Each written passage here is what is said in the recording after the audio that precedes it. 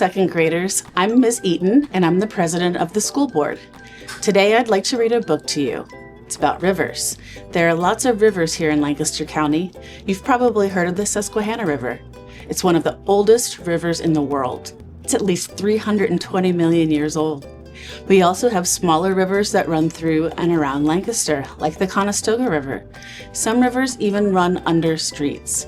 Did you ever hear of Water Street here in Lancaster? How do you think it got its name? Let's read more about rivers. If the Rivers Run Free, written by Andrea, Debbink, illustrated by Nicole Wong. Think about this when you walk down the street. There could be a river right under your feet. The world's threaded with rivers, over, under, and through. They weave through our lands and our history, too. They begin life as raindrops and snowmelt and springs, and race through the earth doing marvelous things.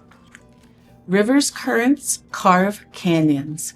They nourish the trees. Their floods fill the wetlands, rippling blue in the breeze. Their waters feed otters and turtles and trout, and guide flying birds from the north to the south.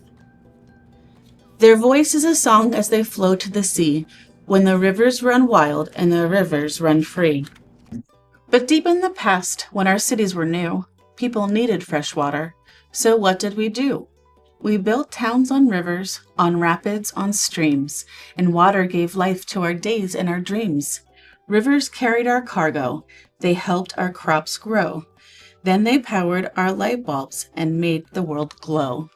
Each city grew and then spread like a maze, sprouting smokestacks and buildings in cramped alleyways. Our rivers work harder than ever before.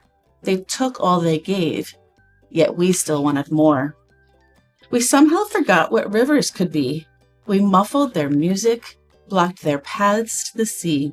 We filled them with garbage. They gave us disease. They flooded our streets.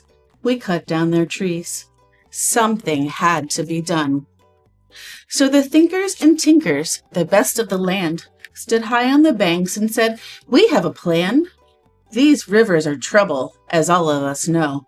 We're better without them. These rivers must go. But we can't stop the rivers, so here's what we'll do. We'll trap them in tunnels to hide them from view."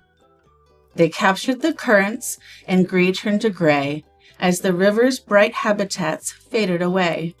From New York to London, from Moscow to Seoul, ancient rivers were buried and locked up below. And for a while, it worked. People made progress, or at least that's what we thought. Some things got better, while some things did not. And as the years passed, the old tunnels went crack. It was harder to hold all the strong rivers back. To make matters worse, when the rain fell in sheets, the river still rose and then flooded the streets. Something had to be done. So the thinkers and tinkers, and naturalists too, peered into the depths and asked, what should we do? These rivers are special. They can't be ignored. What if their habitats could be restored? Imagine a city where bold rivers run, where they swirl and they sparkle and they sing in the sun. And think of the good things these rivers can do, the worlds they'll create, the life they'll renew. They can help us through floods and with heat and with drought, but they can't if they're trapped. We must let them out.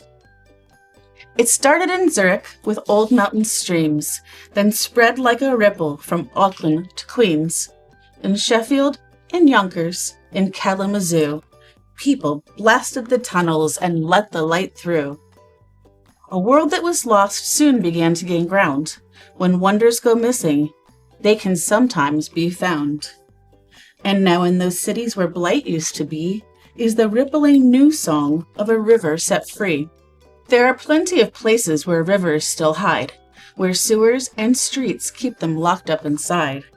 We can make different choices and learn from the past. We can care for our cities and nature at last. So think about this when you walk down the street. There could be a river right under your feet. Then imagine the wonders the world that could be. You will see it yourself if the rivers run free. Wow, who knew there was so much to know about rivers? I learned a lot today, and I hope you did too. After this video ends, I'd like you to open your book to the inside front cover and write your name on the book plate that is on that page, so everyone knows that this book belongs to you. At this time, I'd like to thank all of the donors, the Lancaster Education Foundation, who made it possible for you to receive these books to take home and start a home library. Enjoy your reading, second graders.